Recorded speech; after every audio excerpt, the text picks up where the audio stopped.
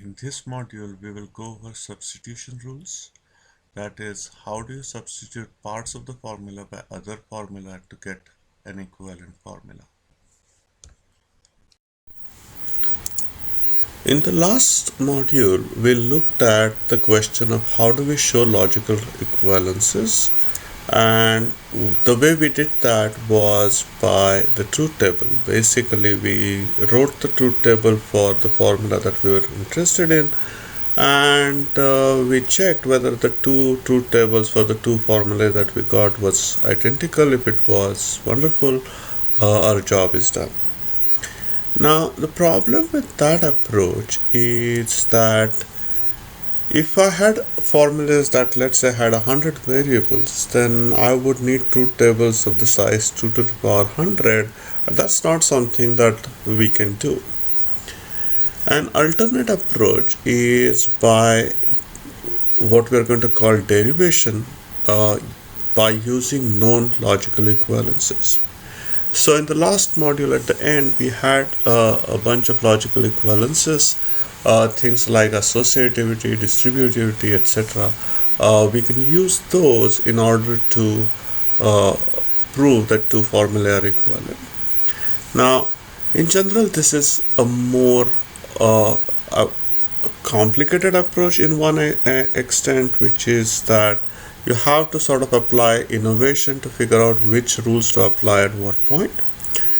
However, it will work with formulas that are larger than these 2-3 proposition formula that we have. So let's look at an example. So here we want to show that these two formulae are equivalent. Namely, this is the formula on the left side, this is the formula on the right side. We want to show that these two are equivalent. So what we do in a derivation is generally we begin with the more complicated formula and we simplify it in a way to get to this particular formula. That is what we want to show. So let's see what we have first. First, we have a formula that looks like not of something. So we can ask, what can we do if I'm not of something? I can push that not in. That's something we can do. To push not in, we need to use De Morgan's law. What I said about De Morgan's law in the last module was we are going to take every proposition, convert it to its negation, and then we are going to replace and with or. Here we are going to apply it just by treating this whole thing as one thing. We are not going to push it all the way in through that. We're just going to push it through the first or operator. So that would give us the De Morgan's law was not of P or Q, was not P or not Q. So we are going to push this in, we'll get not P and then not of whatever this other formula is. What I would ask you to do throughout this is see if each step makes sense. If some step doesn't make sense, you can use Piazza to put questions on this before the class, or we can also use the class time to discuss how this proof is obtained. And in class, I will be doing some other proofs as we go along.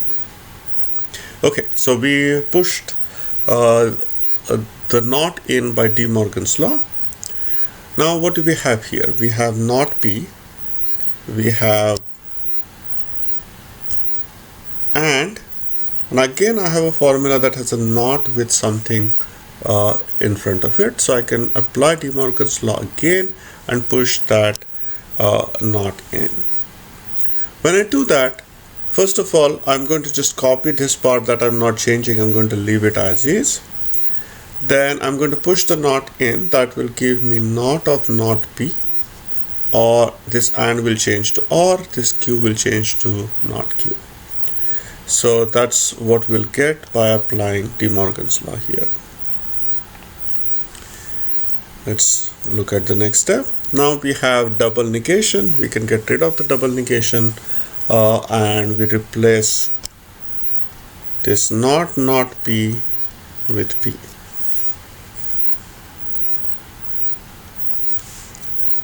Let's continue. Now we have AND over here. This is something we can distribute over OR. So we will get, by doing that, not P and P, which is here, or not P and not Q.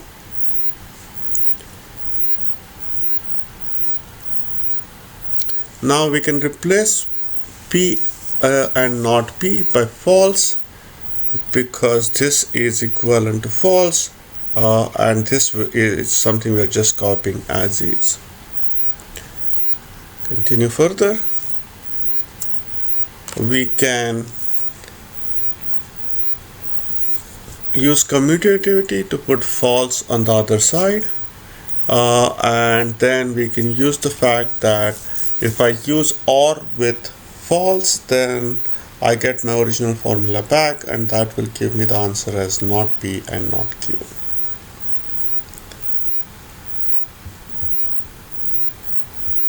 Questions? Think about this proof. See if you understand each step. There are certain steps in here that I would not be doing again and again. So for example, something like this I would not do. I would just say false or something is same as that something back. So I would not use those steps all the time. But otherwise, wherever you're using De Morgan's law or distributivity, double negation, that's something I want you to worry about. Once again, this is a slide I will mark as important. I would also mark it as very important, not in terms of the specific proof per se, but this overall approach on how do we prove things.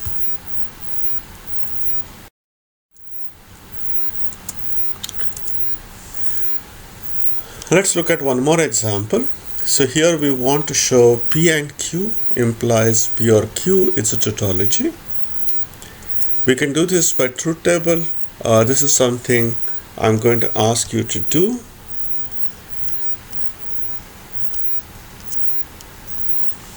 And I would like you to do this before class. The second is using derivations, and this is what I'm going to talk about here.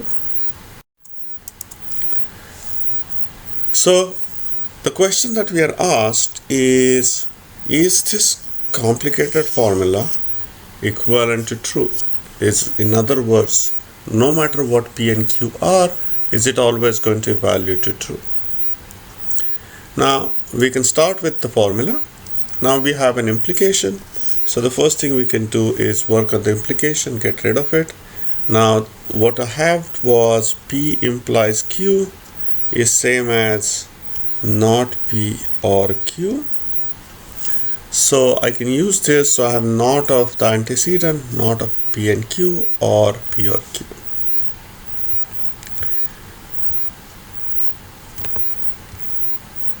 Now I have not of P and Q. I can replace that by De Morgan's law to give you this. This is what we are doing. Now we have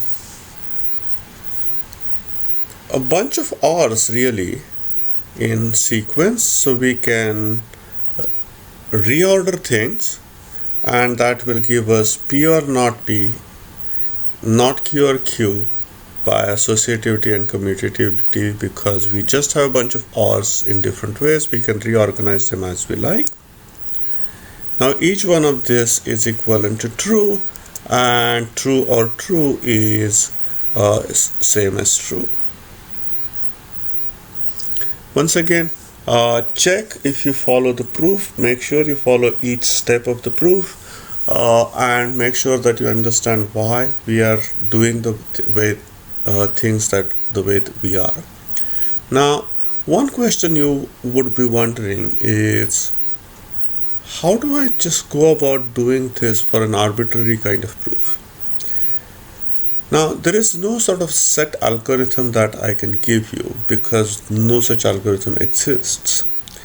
But the basic idea that you can do is you can basically start with the complicated formula and try to play with it. By play with it, I mean if you have an implication, get rid of the implication by using not P or Q. If you have and distributed over or, do that, or distributed over and, do that. If you have negation, try to see if De Morgan's law would make sense. And you keep doing that, and you always keep an eye on the other side of the formula that you want to derive it to be equal to, and you see how you can match these two things. Once again, we have reached the check before you go ahead slide. What I want you to be sure about in this video is how did we do the previous examples. In the previous example, we started with one formula and derived another equivalent formula. Note that some of the proofs that you will write for this class would be very similar to the proofs that we did on the previous two slides. So that's why those proofs are really important. Make sure you have understood how those proofs are working. Now, there are two aspects of formula manipulation in proofs. One is why to apply a particular rule, for example, De Morgan's law, simplification, etc. You may not be there to understand why to apply a particular formula at a given time. That's okay. What I'm expecting you to be aware of is if you decide to apply a particular rule, what would happen? So if I decide that you're going to apply the De Morgan's law, what would the new formula be? That's the part that I want you to be sure about. Identifying which rule to apply is more a matter of art than science, and that is something that you will get once you have solved a few of these problems by yourself. That will tell you when to apply a particular formula at a given time. And essentially it boils down to you look at the formula, see what things are likely to be applicable, and go along with that.